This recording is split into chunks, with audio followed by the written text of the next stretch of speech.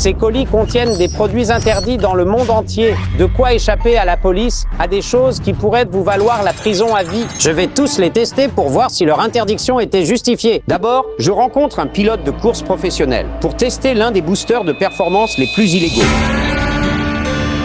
Avec Justin, pilote de course, quel produit illégal on teste aujourd'hui? Ceci est du protoxyde d'azote. En drift, ça sert à booster la puissance et ça, on appelle ça le NOS. Un tour sans NOS. Un tour avec pour comparer la vitesse. On y va! Préparez-vous! 3, 2, 1...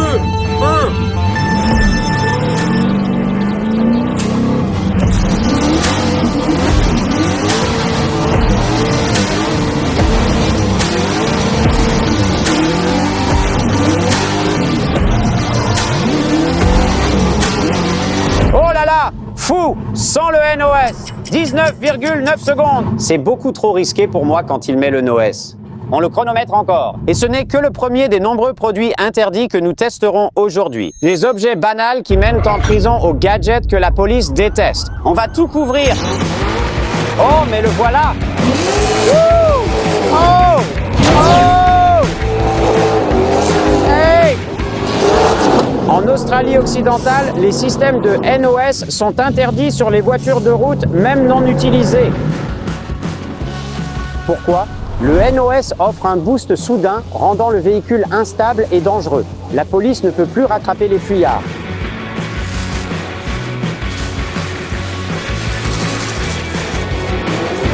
« 16,1 secondes, bien plus rapide. Justin, incroyable. Je comprends pourquoi le NOS est banni en Australie occidentale. Mais passons au produit suivant, qui pose des problèmes à la police d'une toute autre manière. Un détecteur de radar.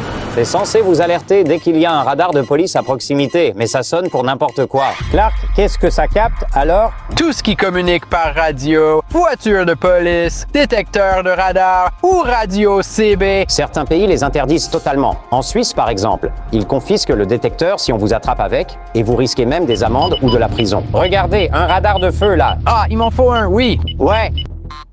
Oh, il doit y avoir un flic qui traîne pas loin. Oui, car ils sont en train de nous arrêter.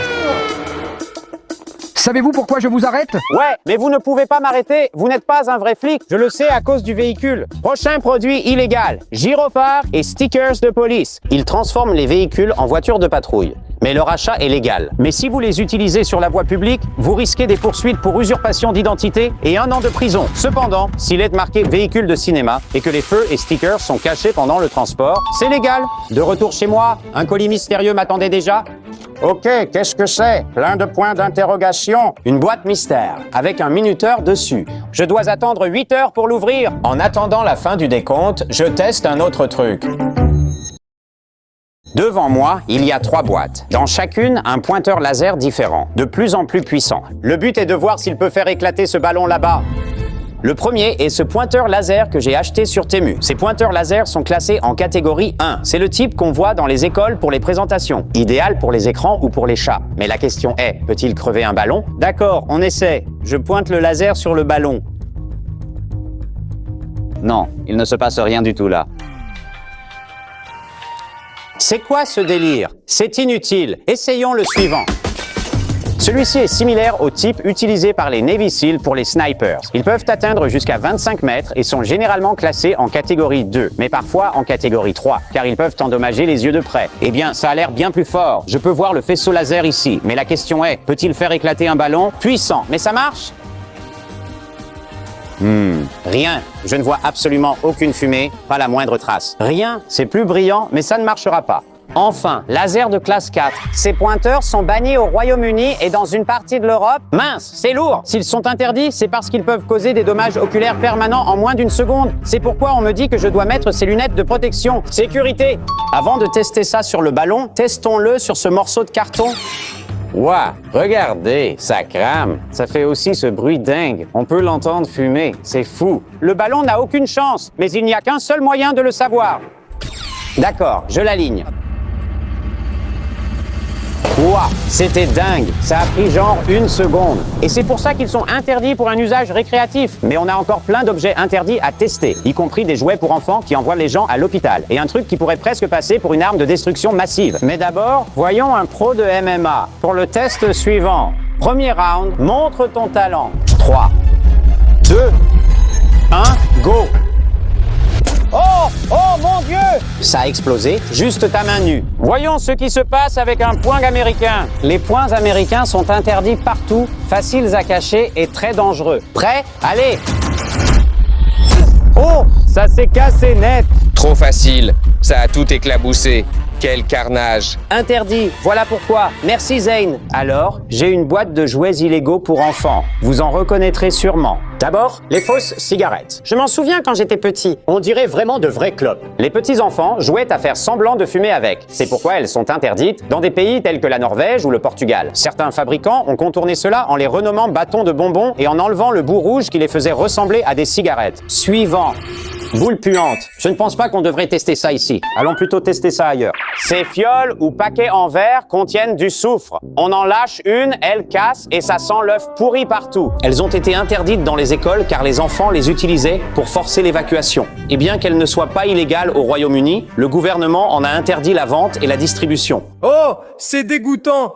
C'est vraiment horrible, c'est dégoûtant. Ensuite, les serpentins en spray. Interdit de minuit à midi le jour d'Halloween à Hollywood. Apparemment, les gens en aspergeaient les voitures, les vitrines et même les flics. On risque jusqu'à 6 mois de prison et même 1 000 $ d'amende. Aïe, maintenant, on a les yo-yos à eau. Ça a l'air inoffensif, non? C'est juste une balle en caoutchouc au bout d'un fil. Mais elles ont été interdites dans plusieurs pays car le cordon pouvait s'enrouler autour du cou d'un enfant et l'étrangler. Si ça n'étranglait pas les gens, ce serait assez amusant. D'accord? Creepy crawlers.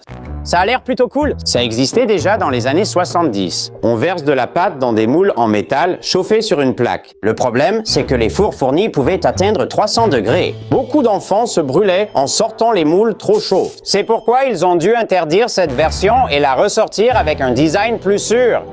Attendez, je dois vérifier la boîte mystère. 5, 4, 3, 2, 1... Oh, d'accord, c'est ouvert. Voyons ce qu'il y a. Une clé et un petit mot. Law by Mike, nous savons que tu testes des produits. Nous avons quelque chose de vraiment dingue pour toi, mais tu dois venir nous voir au Texas. Alors Joël, on devrait y aller? Ouais, on devrait le faire. Au Texas! Valise prête. Direction l'aéroport. Pour un coin secret au Texas. Heureusement, j'ai eu un siège en première classe. J'ai pu manger, regarder un film et même dormir un peu avant d'atterrir pour me rendre dans ce lieu mystérieux. Low by Mike, bien? Qu'est-ce qui se passe? On a du lourd. Entre, je vais te montrer ça. D'accord. Alors, ouais, il y a des millions sur ce mur et des mitrailleuses, là. Ce sont les objets illégaux qu'on conteste aujourd'hui? Non, au Texas, tout est permis. Ouais, comme cet obusier américain de 105. Ça sert à quoi? En gros, ça tire une balle géante. Comme ça. C'est l'illégal qu'on teste? Non. Je vais juste te montrer. Un tir de RPG? Non.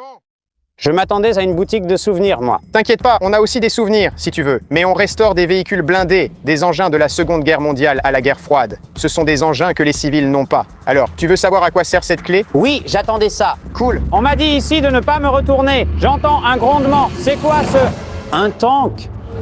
Go!